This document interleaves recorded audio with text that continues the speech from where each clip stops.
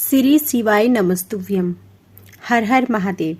महादेव की कृपा आप सभी पर सदा बनी रहे। आज स्मरण कीजिए शिव महापुराण कथा में अध्याय 25 का। इससे पूर्व के सभी अध्याय चैनल पर अपलोड किए गए हैं। चैनल पर जाकर जरूर सुनें तथा संपूर्ण अध्याय को सुनने के लिए वीडियो को अंत तक देखें। अध्याय 25 में श्री राम का सती के संदेह को दूर करना वर्णन किया गया है। श्री राम बोले, हे देवी सती, प्राचीन काल की बात है। एक बार भगवान शिव ने अपने लोक में विश्वकर्मा को बुलाकर उसमें एक मनोहर गौशाला बनवाई जो बहुत ही बड़ी थी। उसमें उन्होंने एक मनोहर विस्तृत भवन का भी निर्माण कराया। उसमें एक दिव्य सिंहासन तथा एक दिव्य श्रेष्ठ छत्र भी बनवाया। यह बहुत ही अद्भुत और परम उत्तम था। तत्पश्चात उन्होंने सब ओर से इंद्र, देवगणों, सिद्धों, गंधर्वों, समस्त उपदेवों तथा नाग आदि को भी शीघ्र ही उस मनोहर भवन में बुलवाया। सभी वेदों और आगमों को, पुत्रों सहित ब्रह्मा जी को, मुनियों, अप्सराओं सहित समस्त देवियों सहित 16 नाग कन्याओं आदि सभी को उसमें आमंत्रित किया, जो कि अनेक मांगलिक वस्तुओं के साथ वहां आए। संगीतियों ने वीणा, मृदंग आदि बाजे बजाकर अपूर्व संगीत का गान किया और इस प्रकार एक बड़ा समारोह और उत्सव था। राज्य अभिषेक की सारी सामग्रियां एकत्रित हुई और तीर्थों के जल से भरे घड़े मंगाए गए। अनेक दिव्य सामग्रियां भी गणों द्वारा मंगवाई गई। फिर उच्च स्वरों से वेद मंत्रों का घोष कराया गया। हे देवी, भगवान श्री हरि विष्णु की उत्तम भक्ति से भगवान शिव सदा प्रसन्न रहते थे। उन्होंने बड़े प्रसन्न होकर श्री हरि को बैकुंठ से बुलवाया और शुभ मुहूर्त में श्रेष्ठ सिंहासन पर बैठाया। महादेव जी ने स्वयं अपने हाथों से उन्हें बहुत से आभूषण और अलंकार पहनाए। उन्होंने भगवान शिव और विष्णु जी के सिर पर मुकुट पहनाकर उनका अभिषेक किया। उस समय वहां अनेक मंगल गान गाए गए। तब भगवान शिव ने अपना सारा ऐश्वर्य, जो कि किसी के पास भी नहीं था, उन्हें प्रेम पूर्वक प्रदान किया। इसके पश्चात भगवान शंकर ने उनकी बहुत स्तुति की और जगतकर्ता ब्रह्मा जी से बोले, हे लोकेश, आज से श्री हरि विष्णु मेरे वंदनीय हुए। यह सुनकर सभी देवता स्तंभ रह गए। तब वे पुनः बोले कि आप सहित सभी देवी देवता भगवान विष्णु को प्रणाम कर उनकी स्तुति करें तथा सभी वेद मेरे साथ साथ श्री विष्णु जी का भी वर्णन करें। श्री रामचंद्र जी बोले, हे देवी, भगवान शिव अपने भक्तों के ही अधीन हैं। वे अत्यंत दयालु और कृपा निधान हैं। वे सदा ही भक्तों के वश में रहते हैं। इसलिए भगवान विष्णु की शिव भक्ति से प्रसन्न होकर भक्त वत्सल शिव ने यह सब कुछ किया तथा इसके उपरांत उन्होंने विष्णु जी के वाहन गरुड़ ध्वज को भी प्रणाम किया। तत्पश्चात सभी देवी देवताओं और ऋषि मुनियों ने भी श्री हरि की सच्चे मन से स्तुति की। तब भगवान शिव ने विष्णु जी को बहुत से वरदान दिए तथा कहा, श्री हरि, आप मेरी आज्ञा के अनुसार संपूर्ण लोकों के कर्ता, पालक और संहारक हो। धर्म, अर्थ और काम के दाता तथा बुरे अथवा अन्याय करने वाले दुष्टों को दंड तथा उनका नाश करने वाले हो। आप पूरे जगत में पूजित हो तथा सभी मनुष्य सदैव आपका पूजन करें। तुम कभी भी पराजित नहीं होंगे। मैं तुम्हें इच्छा की सिद्धि, लीला करने की शक्ति और सदैव स्वतंत्रता का वरदान प्रदान करता हूँ। हे हरे, जो तुमसे बैर रखेंगे उनको अवश्य ही दंड मिलेगा। मैं तुम्हारे भक्तों को भी मोक्ष प्रदान करूँगा तथा उनके सभी कष्टों का भी निवारण करूँगा। तुम मेरी बाईं भुजा से और ब्रह्मा जी मेरी दाईं भुजा से प्रकट हुए हैं। हे रुद्रदेव, जो साक्षात मेरा ही रूप है, मेरे ही हृदय से प्रकट हुए हैं। हे वैष्णव, आप सदा सबकी रक्षा करेंगे और मेरे धाम में तुम्हारा स्थान उज्जवल एवं वैभवशाली है।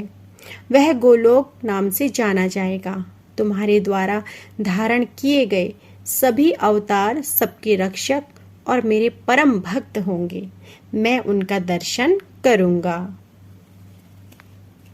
श्री रामचंद्र जी कहते हैं, देवी श्री हरि को अपना अखंड ऐश्वर्य सौंपकर भगवान शिव स्वयं कैलाश पर्वत पर रहते हुए अपने पार्षदों के साथ क्रीड़ा करते हैं। तभी भगवान लक्ष्मीपति विष्णु गोप वेश धारण करके आए और गोप गोपी तथा गौओं के स्वामी बनकर प्रसन्नता पूर्वक विचरने लगे तथा जगत की रक्षा करने लगे।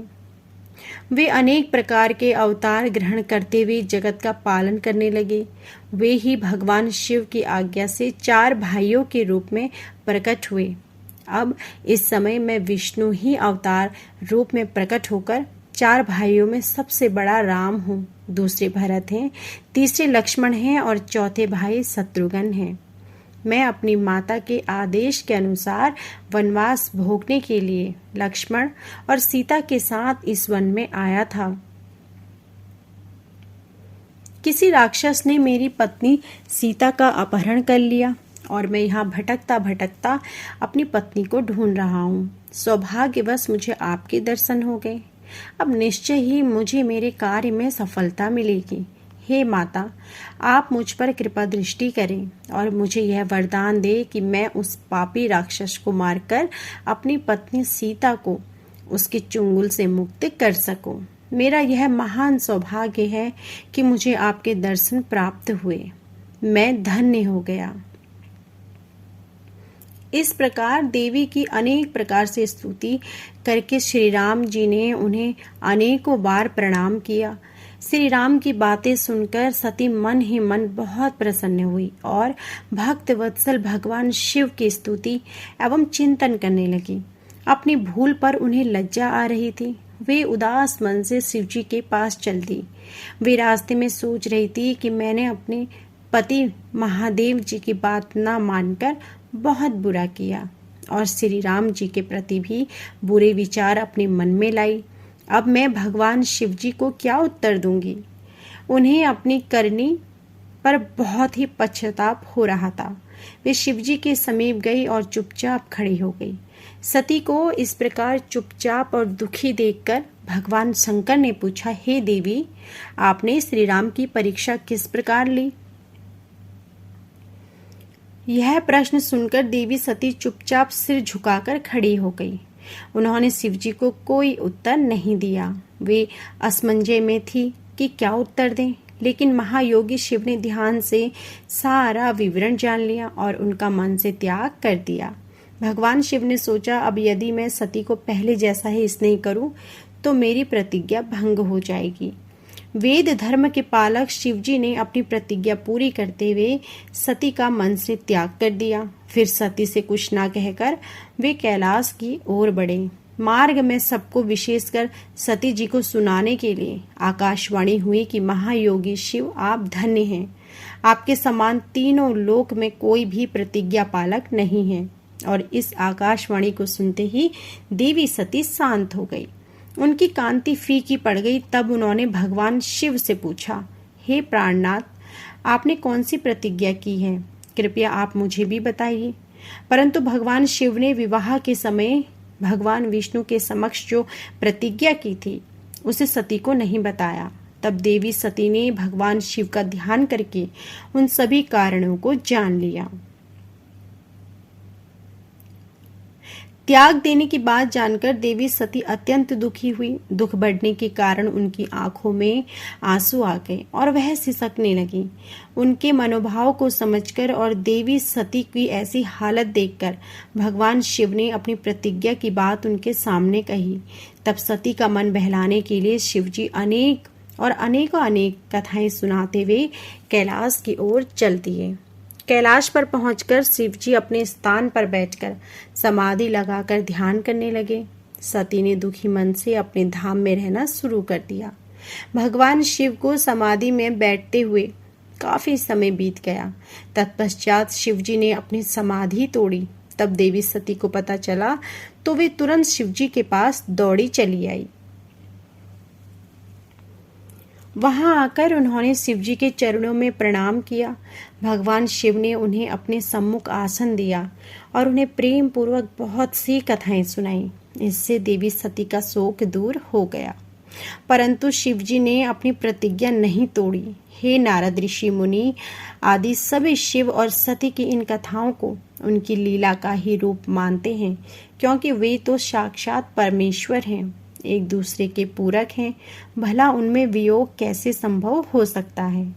सती और शिव वाणी और अर्थ की भांति एक दूसरे से मिले हुए हैं, उनमें वियोग होना असंभव है। उनकी इच्छाओं और लीलाओं से ही उनमें वियोग हो सकता है। तो यह थी हमारी आज की संपूर्ण अध्याय। इससे आगे का अध्याय आप हमारी अगली वीडियो में जरूर सुनिएगा। और यदि आज की वीडियो आपको पसंद आई हो तो प्लीज़ वीडियो को लाइक जरूर कीजिएगा। चैनल पर नए हैं तो चैनल को सब्सक्राइब करके बेल आइकन दबाइएगा, जिससे कि आपको हर दिन सुबह नियम के साथ शिव महापुराण की कथाएं सुनने को मिल सकें। जय भोलेनाथ।